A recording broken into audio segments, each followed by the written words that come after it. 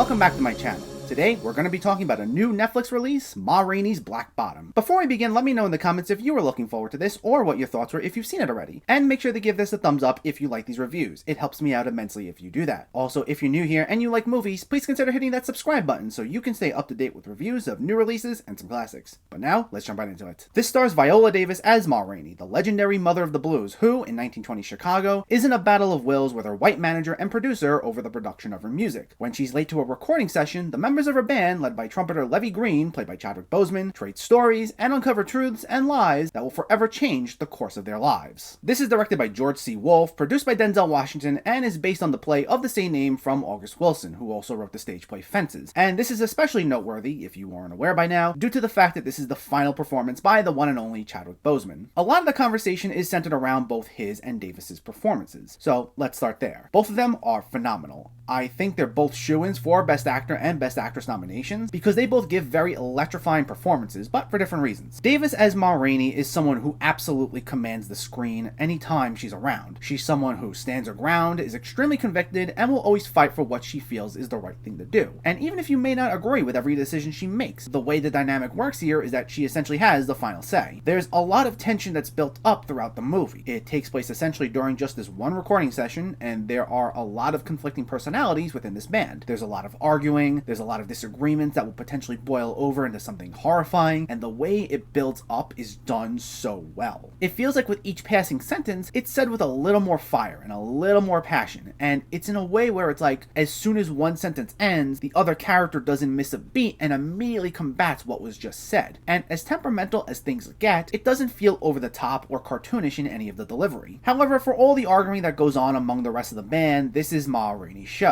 What she says goes, and even though her manager and producer always try taking control of her music, they know they ultimately have to give in to her because her music sells. There's one point where they're about to object to something and she just gives them this look, and they immediately concede their argument. She has that much control over everyone in the room, and Davis is absolutely wonderful here. Meanwhile, I almost forgot just how incredible Chadwick Boseman can be as an actor. I didn't see 21 Bridges, and he was very good in The Five Bloods, but that was a supporting role, so Black Panther was the last movie where he was front and center that I saw, which I know was only 2 years ago, but given the way this year is gone, it feels like a decade ago already, to be perfectly honest. But the man is going to go down as legendary, even with the short amount of movies he did. And this is an excellent final performance from him. I think he has the more interesting arc between him and Davis. He's a very ambitious character, and he wants to form a band of his own, and through almost every conversation, the wheels are turning in his head as to what his next step is. And he's just a very driven sort of guy, always trying to be 2 steps ahead, which was why I was invested even more in his arc. Though, to be clear, as I said, both he and Davis were excellent. But this is a very, very dialogue-heavy film, and I know that may be a bit of a turnoff for some people, but even if you're not a fan of those sort of movies, you should still give this a chance. Because Boseman gives a lot of monologues throughout this, and they are some of the most emotional, profound monologues I've heard all year. The energy he brings to each and every word this character says is mesmerizing. There's especially one monologue towards the beginning where he's recounting a story about his father and how it shaped his journey, and the way he just delivered it, it had me almost speechless. And then the way his arc goes, especially in the second half, I won't spoil it of course, but at one point I had to stand up watching this. That's just how hooked I was because of him. And for the most part, this movie will have you hooked. And that's mainly for these 2 performances, though to be clear, I thought the entire cast did a great job. Like, I also really enjoyed Michael Potts, Glenn Turman, and Coleman Domingo, who play the other members of the band, and I thought the dynamic among all of them was great. I don't have a ton of negatives, but the one thing I will say is that while I loved the interactions among the entire cast, and I loved a lot of these conversations, there were times where some of the dialogue just didn't exactly land for me, and I think this will be something that may not be much of an issue for others. But when it comes to movies based on plays, there are times where the transition from stage to screen is seamless, and there are other times where you can feel a bit that it's clearly a movie based on a play through some of the blocking and some of the dialogue, and I got that sense from watching this at times. Just the way some of the lines came off, they're clearly meant to be this snappy, theatrical sort of line that may work well for a live audience, but they just don't have that same punch in movie form. And there were just times where it really felt like I was watching something based on a play, and I couldn't get it out of my head. Not to the point that I didn't like the movie or anything. I think this is something that won't bother a ton of people whatsoever, but then again, maybe there are some people who will feel similarly. But at the end of the day, however you feel regarding that, it's essentially a nitpick.